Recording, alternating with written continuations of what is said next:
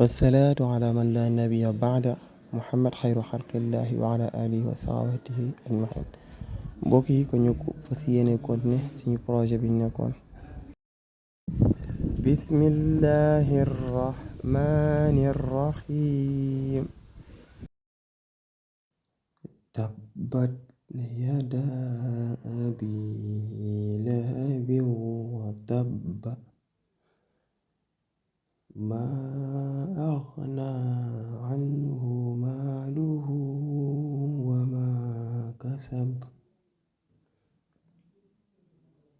sayasla naaran zaata lahab wa imra'atuhu hammalatal hatab